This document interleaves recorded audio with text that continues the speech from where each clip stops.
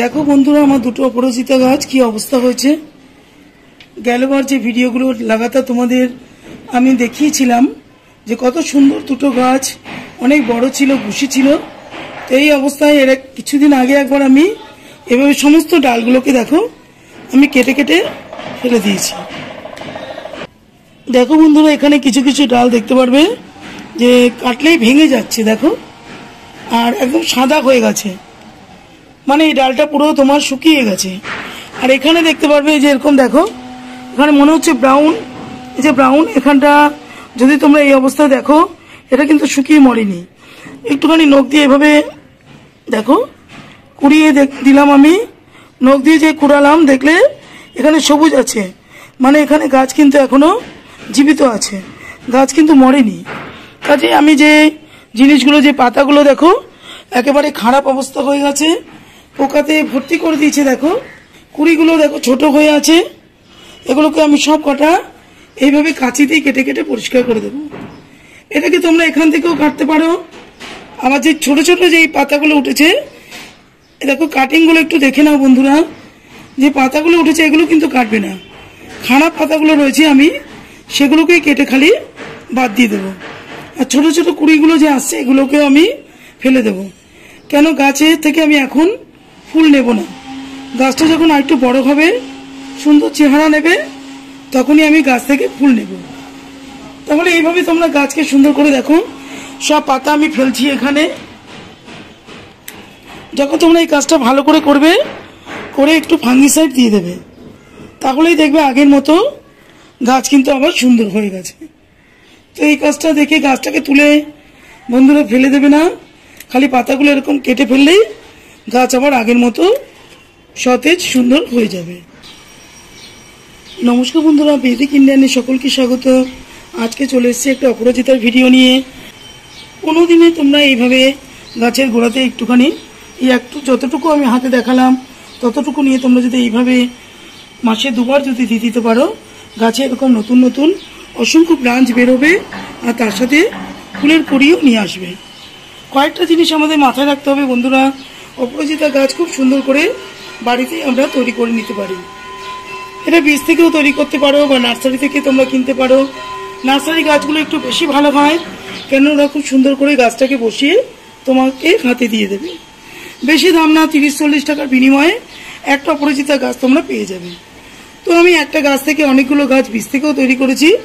বীজ থেকে খুব ভালো করে যত্ন করে তৈরি করতে হয়, তাহলেই অপরাজিতা গাছকে এরকম বড় বট গাছের মতো আকৃতি দিতে পারবে। গাছটাকে আমি কেটে কেটে সমানভাবে ভুসি করেছি। এইভাবে যখনই এইগুলো নতুন নতুন শুটগুলো বেরিয়েছে, আমি কিন্তু এইভাবে কাট করে দিয়েছি। তো এইভাবে কেটে দেওয়াতে গাছ দেখো কত সুন্দর আমার ঝাঁকড়া, পুরো এক মাপের একটা গাছ তৈরি করেছি।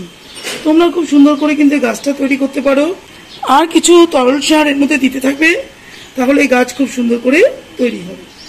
আজ এই রোদ্দুরটা দরকার, দেখো বেশি একটা গরমের দিনে যখন অনেক রোদ্দুরে তাপ থাকবে বন্ধুরা, তাহলে কিন্তু অনেক রোদ্দুরে গাছটা রাখবে না, গাছটা এরকম শুকিয়ে যাবে, পাতাগুলো একটু ঝিমিয়ে পড়বে। কাজে যখন সকালে রোদ্দুরটা বা বিকালে দিকে যে নরম রোদ্দুরটা থাকে, সেই রোদ্দুরটা গাছের মধ্যে দেবে। আর মাটি দেখো এরকম রাখবে। সকালবেলা আমার গাছে মাটিতে জল দেওয়া রয়েছে, তা দেখতে পারো মাটিটা তোমাদের দেখাচ্ছি। দেখো এভাবে মুঠি করলে মুঠ হয়ে যাচ্ছে, না হলে দেখো এক ফোঁটা কিন্তু এর মধ্যে কাদা কাদা নেই। আমি ছাড়ছি, দেখো আমার কিন্তু হাতেও লাগছে না। ঠিক এইভাবে মাটিটাকে রাখবে। আর গাছের গোড়া সবসময় পরিষ্কার রাখবে, সুন্দর করে, যেন কোনো নোংরা ভাঙা ডাল, অন্য কোনো জিনিস, পাতা পচা বা পোকা ধরা শুকনো পাতা এর মধ্যে যেন না থাকে। একদম পরিষ্কার করে টবটাকে রাখবে খুব ভালো করে, তাহলে অপরাজিতা গাছ তোমরা তৈরি করতে পারবে।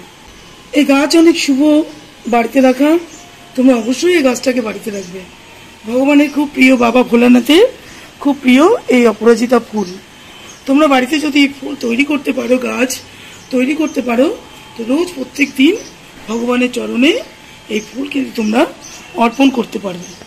আর প্রায়ই বাড়িতে আমরা এই গাছটাকে রাখি, কিন্তু যদি যত্নটা সঠিক পর্যায়ে সঠিকভাবে করতে পারি, তাহলে গাছটাকে দেখো কিভাবে আমি ভুসি করেছি। গাছটা প্রত্যেকটা ব্রাঞ্চে দেখতে পাবে কুড়ি ভর্তি, প্রত্যেকটা নতুন নতুন ব্রাঞ্চ বেরিয়েছে, তার সাথে বন্ধুরা দেখো প্রত্যেকটা ব্রাঞ্চ থেকে এই দেখো কুড়িও চলে এসছে। এইভাবে তোমরা করতে থাকবে, তাহলেই তোমরা সুন্দর করে গাছকে রেডি করতে পারবে। আর তরল সার দিতে থাকবে গাছের মধ্যে। তো বন্ধুরা দেখো, যেটা বলছিলাম তোমাদেরকে, বাড়িতে কিন্তু এই গাছ তোমরা অবশ্যই রাখবে। খুব শুভ একটা ফলদায়ী গাছ এটা। মা দুর্গার নাম অপরাজিতা, আর দুর্গা দশমীর দিনে মা অপরাজিতার পুজো হয়। মায়ের সাথে সাথে এই গাছেরও পুজো হয়। এটা এতটাই একটা পজিটিভ গাছ, তোমাদের বাড়িতে রাখলে তোমাদের কিন্তু অবশ্যই শ্রীবৃদ্ধি হবে। আর আমরা অনেকেই এখন জেনে গেছি আয়ুর্বেদিকে দেখবে তোমরা এই গাছের এই যে ফুলটা দেখতে পাচ্ছ, এত ডিপ নীল কালার, একদম ব্লু, এটা কিন্তু চা বানিয়েও খায়। তো দুদিকেই হয়, যেরকম আয়ুর্বেদিকে প্রচুর পরিমাণে পাতা ফুল কাজে লাগে, সেমনি আমাদের ভগবানের চরণেও আমরা এই ফুল প্রত্যেক দিন অর্পণ করতে পারি। বীজ থেকেও গাছ সুন্দর করে করা যায়। বন্ধুরা তোমাদের আরেকটা গাছ দেখাচ্ছি, দেখো আমি টবের মধ্যে এখানে রেখেছি ছোট্ট এই গাছটা। গেলবার যে শীতকালে যখন পাতা একদম শুকিয়ে গিয়েছিল, তখন দেখবে মটরশুঁটির মতো গাছের যে বীজগুলো ঝুলে থাকে, তার থেকে কিন্তু এই গাছটা আমি তৈরি করেছি। বন্ধুরা এটা দেখো, যেরকম দেখতে পারবে এটা সিঙ্গেল রয়েছে, এটা ডবল রয়েছে, এটা আরও খুব সুন্দর লাগে দেখতে। কিছুদিন আগে ভেবেছিলাম আমি গাছটা মরে গেছে, এই গাছ কিন্তু মরে না। বন্ধুরা দেখো এরকম ডাল শুকিয়ে যায়, যদি দেখতে পারবে যে এইভাবে ডালটা শুকনো, এই ডালগুলোকে কেটে বাদ দিয়ে দেবে। আর এখান থেকেই আমি দেখতে পেরেছিলাম যে নতুন নতুন এই যে শুটগুলো বেরোচ্ছে। তখন আমি সুন্দর করে এটাকে দেখভাল করি আর নতুন করে ফার্টিলাইজার ইউজ করেছি। তার জন্য দেখো গাছে ফুলও চলে এসছে, নতুন নতুন ব্রাঞ্চ ছাড়ছে, প্রত্যেকটা ব্রাঞ্চ দেখো। আর ব্রাঞ্চে থেকেই সব কুড়ি, প্রত্যেকটা ব্রাঞ্চের মধ্যে দেখো কুড়ি ভর্তি হয়ে আছে। ছোট্ট এইটুকুনি গাছ, দেখো কতটুকু পটের মধ্যে গাছটা রয়েছে। বন্ধুরা তোমরাও কিন্তু এইটুকু পটের মধ্যে রাখতে পারো। যদি ছোট গাছ হয়, অনেকটা বড় পটে গাছটা কিন্তু দেবে না।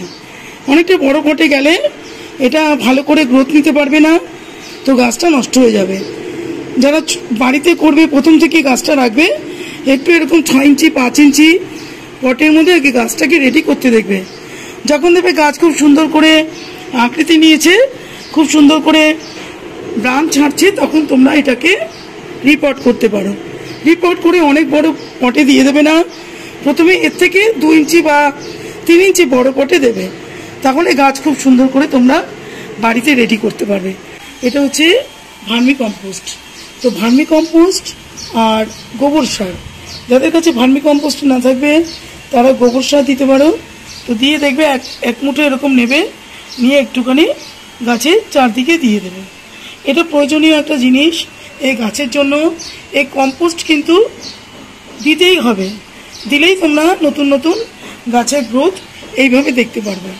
এই কম্পোস্ট মাসে 2 বার তোমরা ইউজ করবে, 2 বার ইউজ করলেই সুন্দর করে গাছের গ্রোথ আসবে। যে তরল সারটা তোমাদের দেখাচ্ছি বন্ধুরা, কলার খোসা দেখুন আমি টুকরো করে কেটে জলে ভিজিয়ে রেখে দিই।